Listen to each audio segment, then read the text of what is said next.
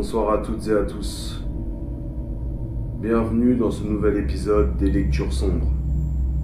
Aujourd'hui, je vais vous lire un extrait de Poltergeist. Mais d'abord, le rituel. Le feu pour éloigner les mauvais esprits.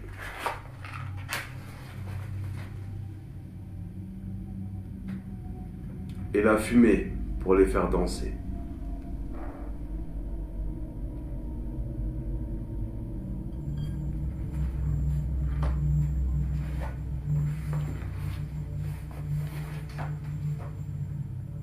Le coup de vent tournait à la tempête. Une odeur d'ozone emplissait l'atmosphère. Un nouvel éclair cliva la nuit, accompagné d'un fracas terrifiant.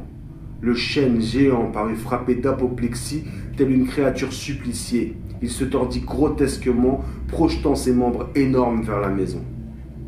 Alors, en un effrayant vacarme de verre et de bois brisés, les branches fracassèrent la fenêtre, pénétrant dans la chambre. Robbie se mit à hurler. Carol Anne se réveilla en sursaut. Un concert d'éclairs fit de la nuit une fournaise glacée. Pareil à des doigts cauchemardesques, de longues brindilles mues par le vent emprisonnaient le petit garçon, le tiraient hors de son lit. Carol Anne poussait des cris de terreur. Le reste de la famille s'engouffra dans la chambre, juste à temps pour voir les bras de l'arbre aspirer Robbie dans les ténèbres. Diane émit un cri d'angoisse, à peine audible dans le rugissement de la tempête. Après un moment de stupeur, Dana, Steve et Diane, abandonnant Carol Anne dans la chambre, se ruèrent dans le couloir pour dévaler l'escalier. La porte de la cuisine étant bloquée par des décombres, ils durent faire le tour par la véranda. Steve fit glisser le panneau vitré. Ils furent immédiatement assaillis par des rafales de 130 km/h. Là-haut, au sommet du grand squelette tourmenté, ils distinguèrent vaguement la silhouette de Robbie, ballottée, enserrée dans les plus hautes branches.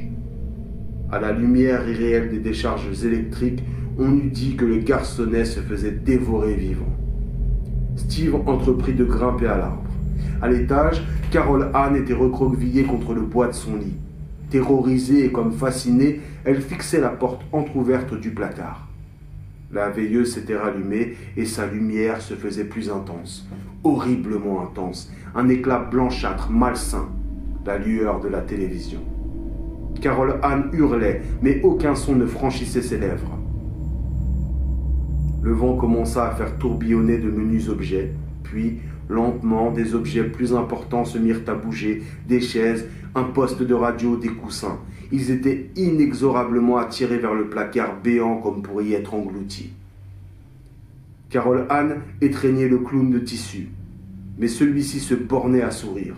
Alors le lit commença à se déplacer. Criant, hurlant, folle de terreur, Carol Anne s'agrippait à son matelas. Mais elle fit vraiment connaissance avec la peur lorsqu'elle entendit le cri de la bête. Un son qui ne ressemblait à rien, profond, insane, le son de la folie pure, la bête du placard.